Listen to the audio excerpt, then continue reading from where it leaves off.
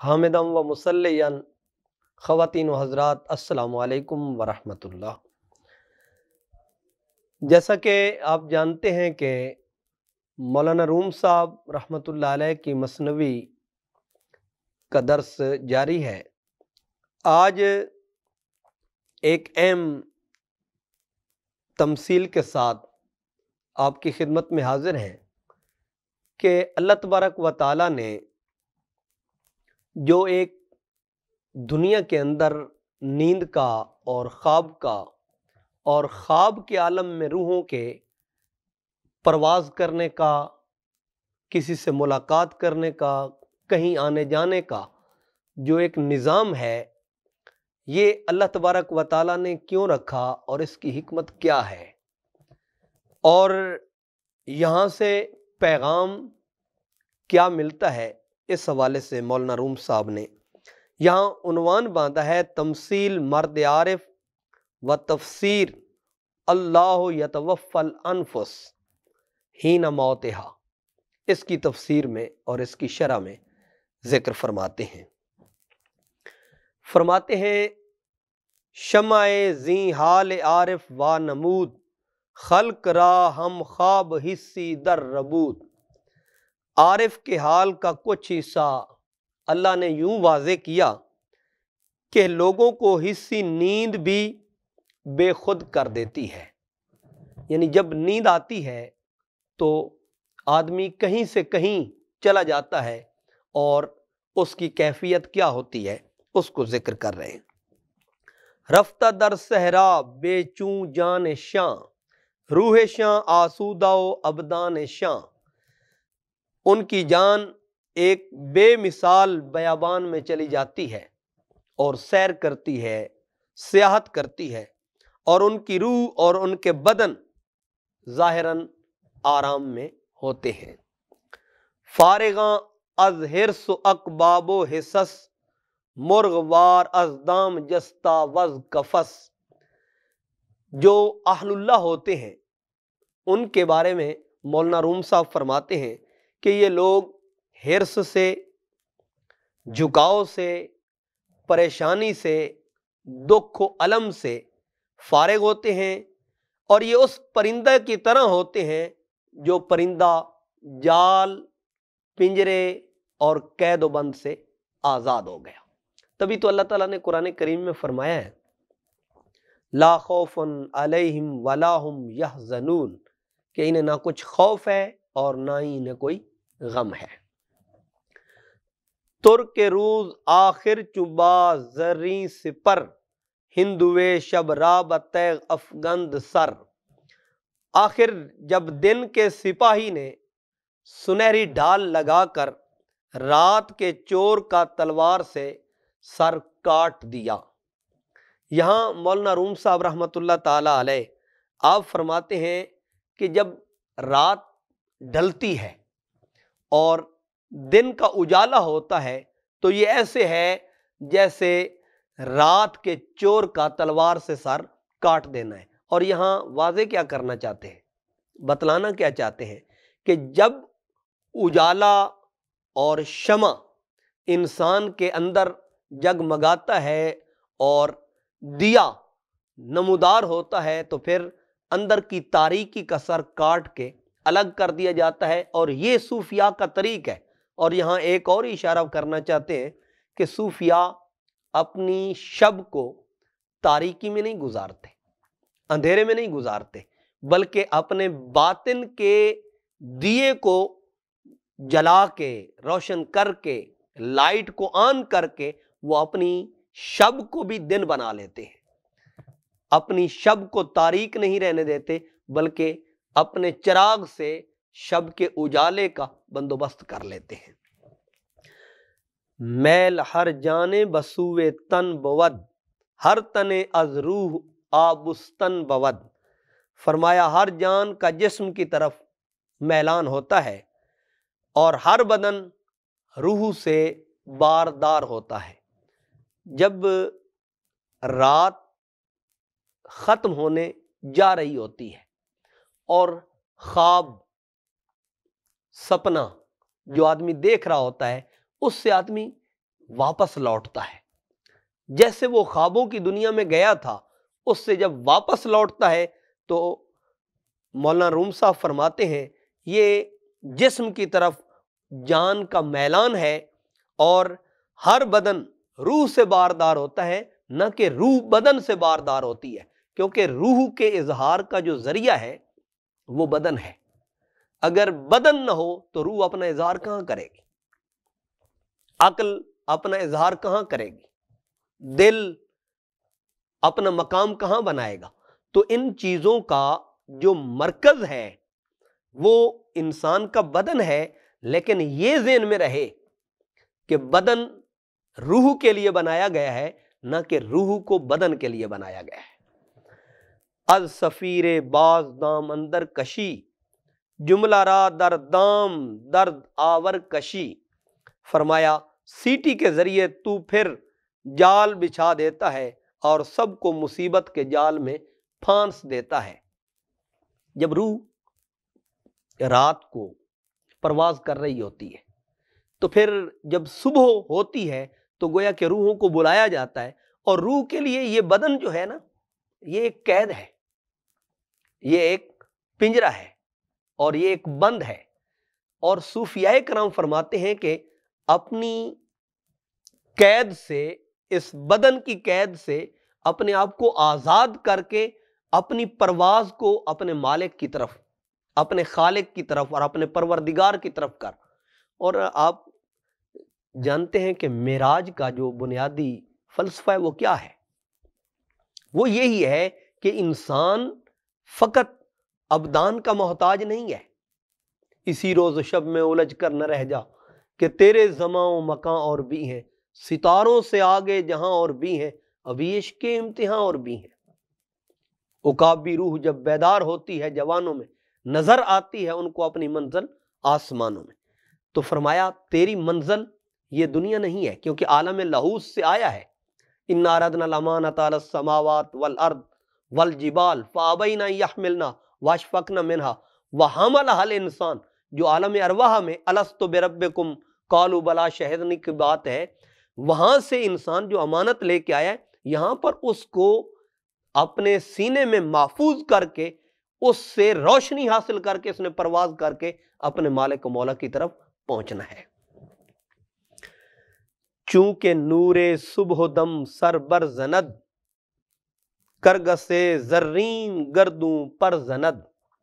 فرمایا جب صبح کے وقت کا نور نمودار ہوتا ہے، روشنی طلوع ہوتی ہے اور افق سے آفتاب ابھرا گیا دور گراں خوابی، وہ جو افق سے آفتاب نکلتا ہے، فرمایا آسمان کا سنہری گدھ اڑنے لگتا ہے، وہ پرواز کرنے لگتا ہے. اور یہ بنیادی طور پر اشارہ اس جانب ہے، سنہری گدھ یعنی وہ طلوع تو ہوتا ہے لیکن ایک وقت آتا ہے پھر مغرب میں جا کے وہ غروب ہو جاتا ہے. اور انسانی سورج جو ہے اس کے لیے غروب نہیں،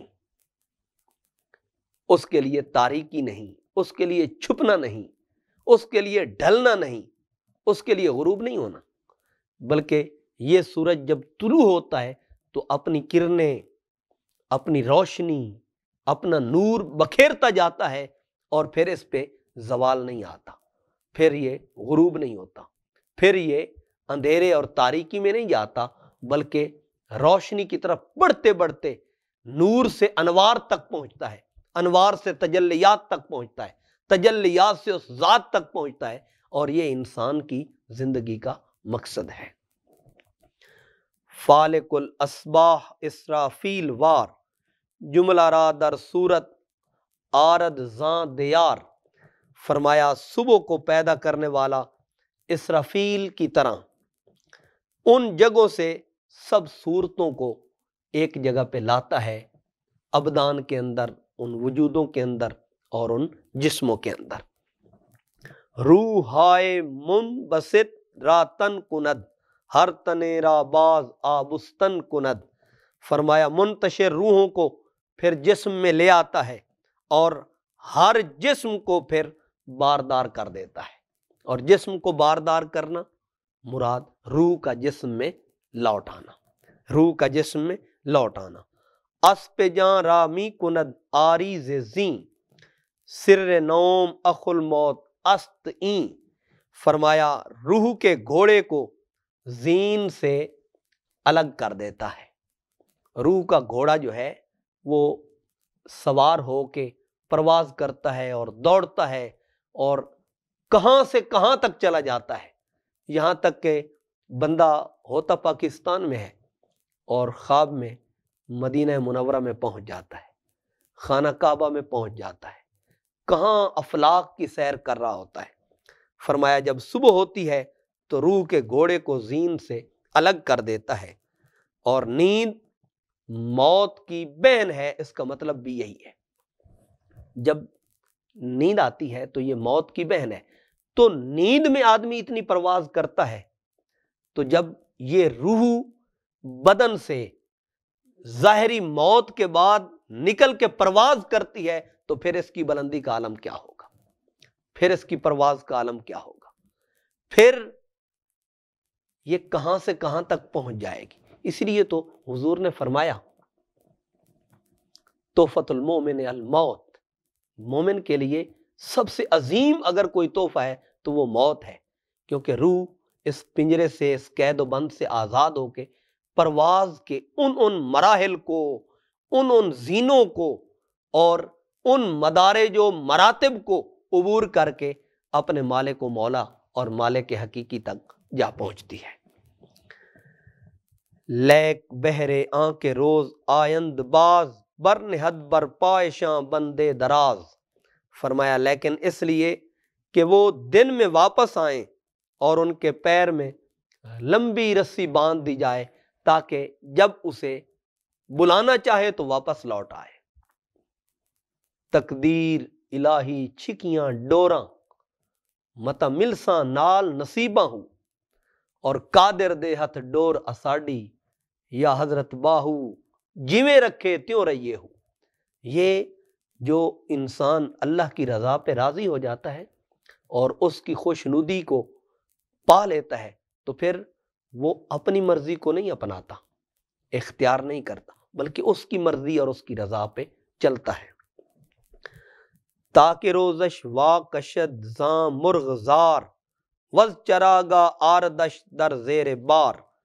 تاکہ اس سبزہ زار سے دن میں واپس لے آئے اور چراگاہ سے اس کو بوجھ کو نیچے لاتا ہے، یعنی چراگاہ میں کوئی بھی سواری جاتی ہے تو چراگاہ کے اوپر ایک بوجھ ہے، لیکن جب اسے بلا لیا جاتا ہے تو چراگاہ کے اوپر وہ بوجھ نہیں رہتا۔ کاش چوں اصحاب کاف آن روح را، حفظ کر دے یا چوں کشتی نوح را۔ فرمایا کاش اصحاب کاف کی طرح اس روح کو کسی غار کے اندر، کسی کاف کے اندر وہ محفوظ کر دے، جس طرح اصحاب کاف اس بادشاہ کے ظلم و ستم سے محفوظ اور مامون ہو گئے۔ فرمایا محفوظ کر دے، یا نوح علیہ السلام کی کشتی کی طرح اس کو حفاظت میں لے لے، جو طوفان کے اندر ہچکولے نہ کھائے۔ بیڑا اڑیا میرا وچ کھپراں دے، جتھے مچھ نہیں بہندے ڈر کے ہوں۔ تو یہ ایسا مقام ہے دنیا کے اندر جہاں پر انسان کی روح پرواز تو کرتی ہے، مگر کبھی نفس کا حملہ، کبھی شیطان کا حملہ، کبھی دنیا کا حملہ، کبھی دنیا کے کسی مسئلے کا حملہ، یہ دنیاوی کیفیات سے انسان دو چار ہو کے ڈگمگاتا ہے، لیکن اگر اس کی طرف سے امان مل جائے تو پھر یہ کشتی سلامتی اور امن کے ساتھ منزل مقصود پہ پہنچ جاتی ہے۔ تا ازیں طوفان بیداری و ہوش، وارہی دے این ضمیر و چشم و گوش۔ تاکہ بیداری اور ہوش کے اس طوفان سے چھوٹ جاتے کون؟ یہ دل، یہ آنکھیں اور یہ کان۔ بنیادی طور پر دل کے بھی کان ہوتے ہیں، دل کی بھی آنکھیں ہوتی ہیں، اور قرآن کریم میں آپ اگر غور سے دیکھیں، لہم قلوب لا یفقہون بہا ولہم اعین لا یبصرون بہا وَلَهُمْ آذَانُ اللَّهِ يَسْمَعُونَ بِهَا، یہ انسان کے دل کے کانوں کی بات ہے، دل کی آنکھوں کی بات ہے، یا روح کے کانوں کی بات ہے اور روح کی آنکھوں کی بات ہے۔ اور آپ اگر غور کریں تو ہمارا یہ وجود ہے، ہم سننے کے لیے ان کانوں کے محتاج ہیں، دیکھنے کے لیے ان آنکھوں کے محتاج ہیں، بولنے کے لیے زبان کے محتاج ہیں، سوچنے سمجھنے کے لیے دماغ کے محتاج ہیں۔ لیکن ایک وقت ایسا آتا ہے جب انسان اپنے آپ کو، اپنے مالک کو مولا کے سپرد کر دیتا ہے تو پھر سننے کے لیے کانوں کا محتاج نہیں رہتا، دیکھنے کے لیے آنکھوں کا محتاج نہیں رہتا، سوچنے کے لیے دماغ کا محتاج نہیں رہتا، بولنے کے لیے زبان کا محتاج نہیں رہتا، چلنے کے لیے پاؤں کا محتاج نہیں رہتا۔ یا ساریت و ریت الجبل، نہاون میں وہ جہاد کر رہے ہیں۔ حضرت فاروق اعظم مسجد نبوی صلی اللہ علیہ وآلہ وسلم میں منبر نبوی صلی اللہ علیہ وسلم پہ خطبہ دے رہے ہیں، اور آگاہ کنہیں کر رہے ہیں؟ حضرت ساریہ رضی اللہ تعالیٰ عنہ۔ سینکڑوں میلوں کی مسافت ہے، انسان کی آواز اگر بہت زیادہ ہی واضح ہے اور بہت زیادہ گرجدار ہے تو پھر اس کی آواز بڑی مشکل سے رات کو آپ 1 میل تک پہنچا سکتے ہیں، اور یہ دن کو خطبہ دیتے ہوئے حضرت ساریہ کو آگاہی بخشی جا رہی ہے اور تنبیہ کی جا رہی ہے۔ وہ کون سے کان تھے جو 1500 سے زیادہ میلوں کی مسافت سے سن رہے تھے، اور وہ کون سی زبان اور آواز تھی جو اتنی دور تک پہنچ رہی تھی۔ آپ اگر قرآن سے اس بات کو دیکھیں، اللہ نے فرمایا وَأَذِّن فِي النَّاسِ، اے میرے پیارے ابراہیم جبل ابی قبیس پہ چڑھ جاؤ اور آواز لگاؤ۔ آپ کوئی بھی تفسیر اٹھا لیں، انہوں نے آواز لگائی، جو دنیا میں انسان تھے انہوں نے سنی، جو ماں کے بطن میں بچے تھے اور بچیاں تھیں انہوں نے آواز سنی، جو باپ کی صلب میں نطفہ تھا اس نے آواز سنی، جو عالم ارواح کے اندر روحیں تھیں انہوں نے آواز سنی۔ حضرت ابراہیم علیہ السلام تو جبل ابی قبیس پہ چڑھ کے آواز دے رہے، یہ آواز کہاں کہاں تک پہنچی؟ دے کون رہا تھا؟ اللہ کا خلیل۔ تو جس کو اللہ کی دوستی نصیب ہو جائے پھر اس کی آواز میں یہ تاثیر پیدا ہو جاتی ہے کہ کسی کے کان ہوں تب بھی پہنچتی ہے، اور اگر کسی کے کان نہ ہوں تو تب بھی وہاں تک پہنچ پاتی ہے، یہ تاثیر پیدا ہو جاتی ہے۔ اور یاد رہے یہ تاثیر صرف اس کا بننے سے پیدا ہوتی ہے۔ پرابلم یہ ہے، مسئلہ یہ ہے، المیہ یہ ہے کہ ہم اس کے نہیں بنتے، کاش کہ ہم اس کے بن جائیں۔ اے بسا اصحاب کاف اندر جہاں، پہلوے تو پیش تو ہست این زماں۔ فرمایا بہت سے اصحاب کاف اس دنیا کے اندر موجود ہیں۔ سورج بھی ان کی راحت و استراحت کے لیے اپنے راستے بدل لیتا ہے، طلوع ہوتا ہے تو اپنا راستہ بدل کے، غروب ہوتا ہے تو اپنا راستہ بدل کے۔ یہ کیوں کرتا ہے؟ کیونکہ یہ اس کے بندے سوئے ہوئے ہیں۔ اور رومی فرماتے ہیں کہ آج بھی بہت سے اصحاب کاف دنیا کے اندر موجود ہیں، تیرے پہلو میں، تیرے سامنے اب بھی موجود ہے، مگر وہ آنکھ پیدا کر کہ تجھے وہ نظر آ سکے، ان کا موجود ہونا تجھے نظر آ سکے، ان کے چہرے کا شناسائی تو بن سکے، ان کی پہچان کر سکے۔ اور بہت سے اصحاب کاف بڑے پردے میں رہ کر اپنا اظہار کر رہے ہوتے ہیں، لوگ سمجھتے ہیں کہ یہ ہم جیسے ہیں، لیکن انہیں یہ خبر نہیں کہ یہ اس کے ہیں، اور جو اس کا بن جائے پھر کائنات اس کی بنا دی جاتی ہے۔ یار باؤ غار باؤ ہم سرود، مہر و چشمس بر گوشت سود۔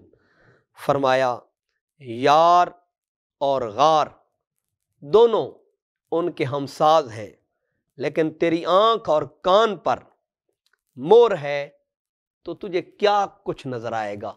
یہ تجھے کوئی فائدہ نہیں دے گی۔ مہر بر چشم است و بر گوشت چے سود، تیری آنکھ پہ بھی اور تیرے کان پہ بھی مور ہے، تجھے کیا فائدہ ہوگا؟ تجھے کیا سنائی دے گا اور تجھے کیا دکھائی دے گا؟ باز داں کز چیست این رو پوش ہا، ختم حق بر چشم ہا و گوش ہا۔ فرمایا اب سمجھ لے یہ حجابات کس لیے ہیں، آنکھوں اور کانوں پر خدا کی مہر کس وجہ سے ہے۔